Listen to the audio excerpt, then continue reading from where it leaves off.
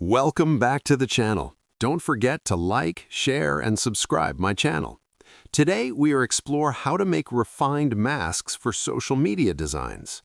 Begin by selecting your subject and opening Select and Mask.